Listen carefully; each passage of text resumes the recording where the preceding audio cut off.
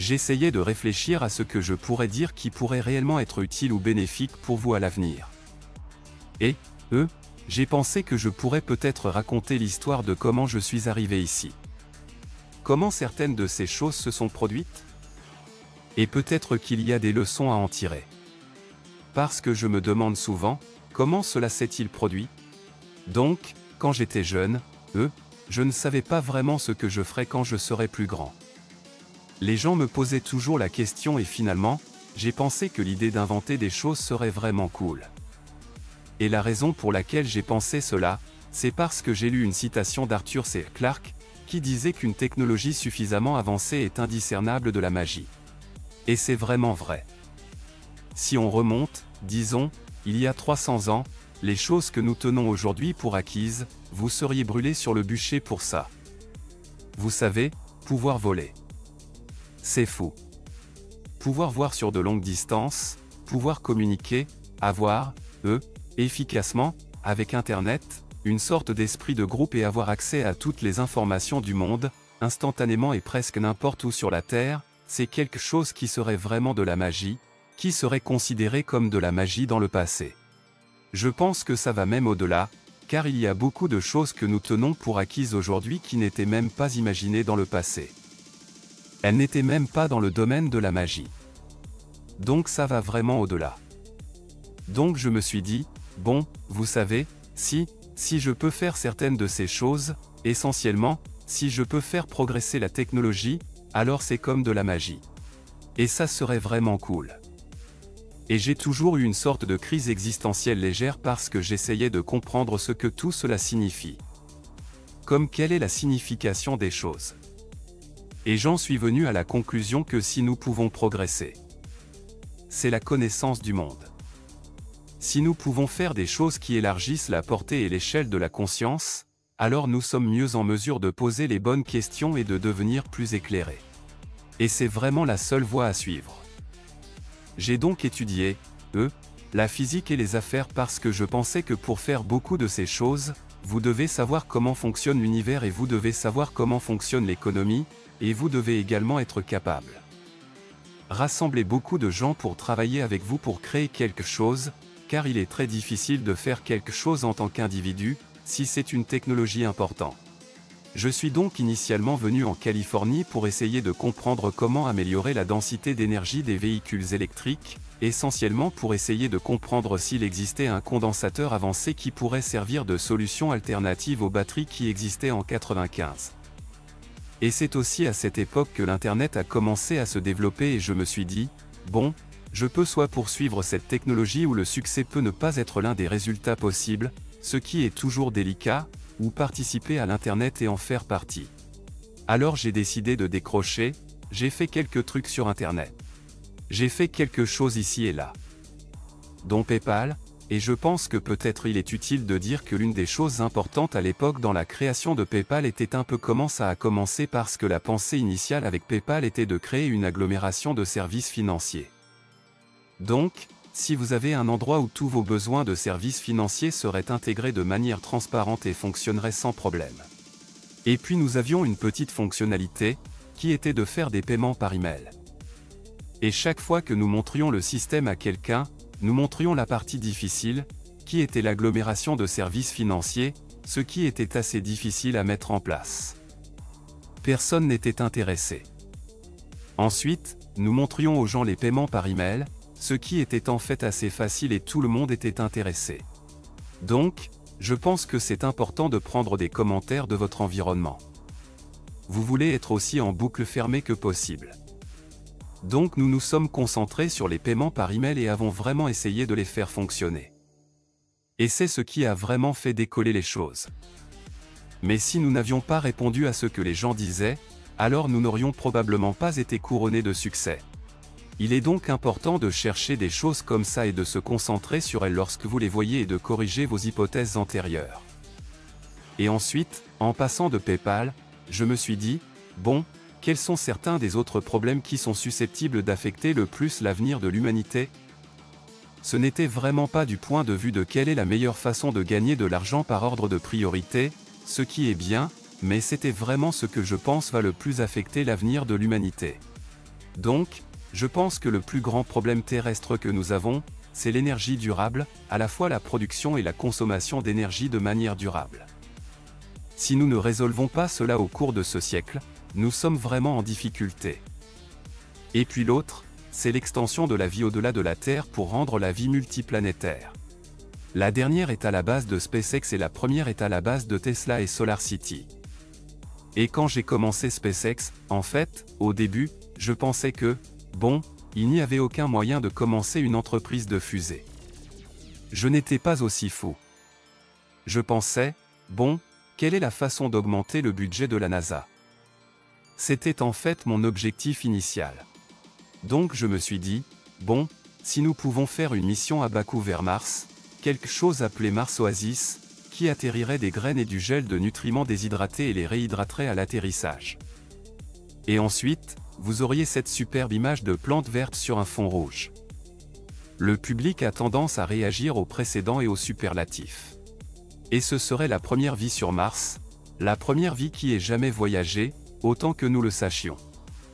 Et je me suis dit, bon, ça enthousiasmerait vraiment les gens et augmenterait donc le budget de la NASA.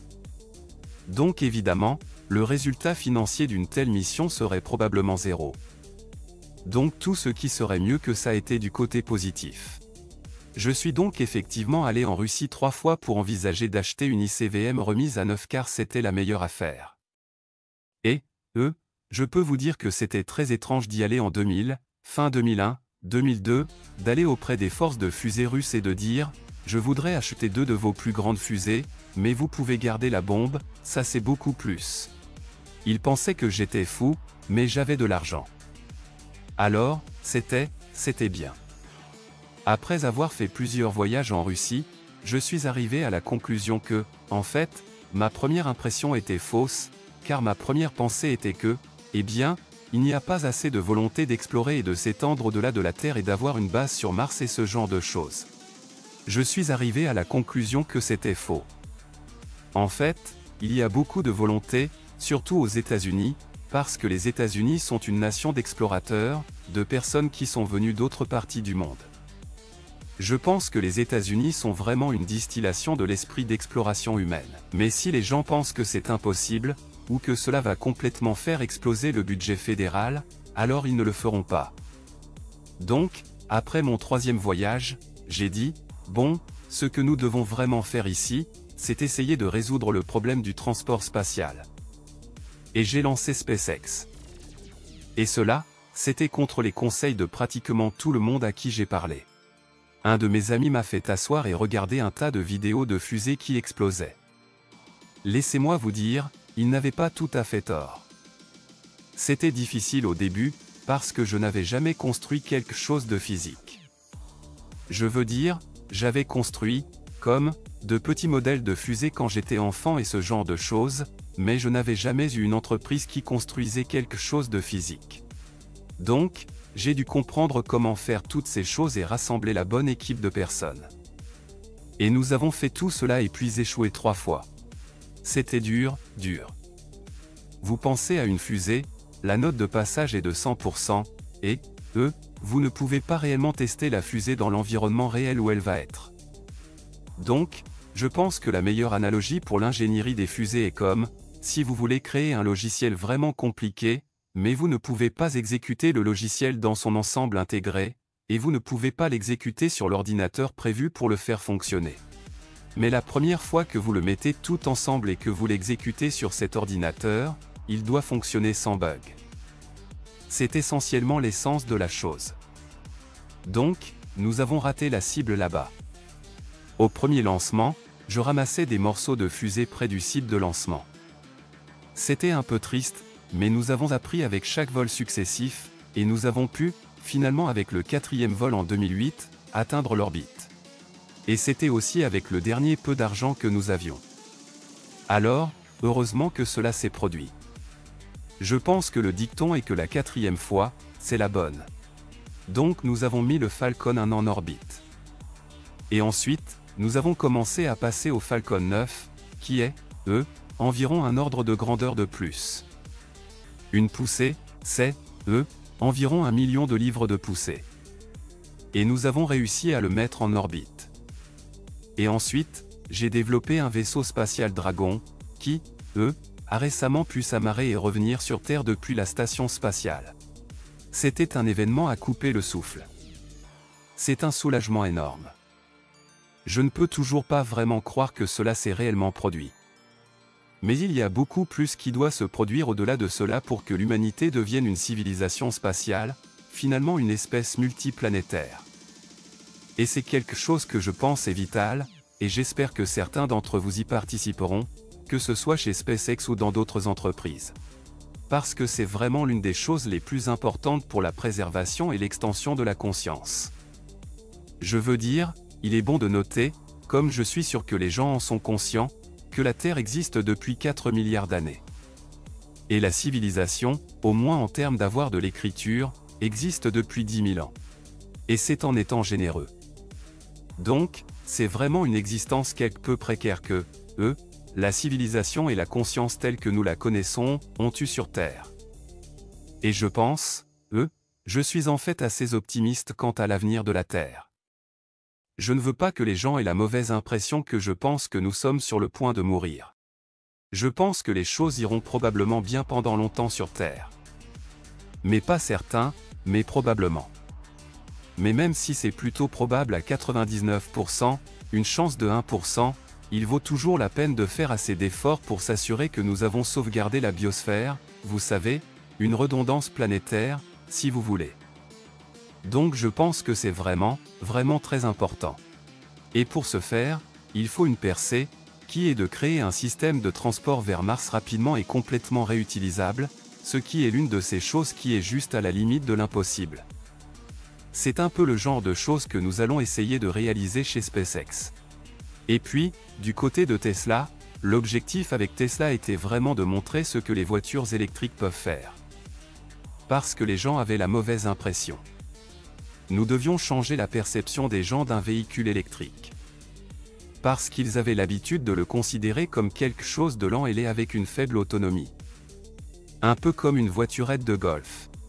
C'est pourquoi nous avons créé la Tesla Roadster pour montrer que vous pouvez être rapide, attrayant, et longue portée. Et c'est incroyable comment, même si vous pouvez montrer que quelque chose fonctionne sur le papier, et que les calculs sont très clairs, jusqu'à ce que vous ayez réellement l'objet physique et qu'il puisse le conduire, cela ne rentre pas vraiment pour les gens. Donc, je pense que c'est quelque chose à noter. Si vous allez créer une entreprise, la première chose que vous devriez essayer de faire est de créer un prototype fonctionnel. Vous savez, tout semble génial sur PowerPoint. Vous pouvez faire fonctionner n'importe quoi sur PowerPoint. Mais si vous avez un article de démonstration réel, même s'il est sous une forme primitive, c'est beaucoup plus efficace pour convaincre les gens. Donc, après avoir fabriqué la Tesla Roadster, les gens ont dit « Oh bien sûr, nous avons toujours su que vous pourriez faire une voiture comme ça. C'est une voiture chère, et elle est en basse production et elle est petite et tout ça, mais vous pouvez faire une vraie voiture. » Je suis comme « D'accord, très bien, je vais faire ça aussi. » Mais, je pense que le point global que je veux faire est que vous, les gars, êtes les magiciens du 21e siècle. Ne laissez rien vous retenir, l'imagination est la limite, et allez là-bas et créez de la magie.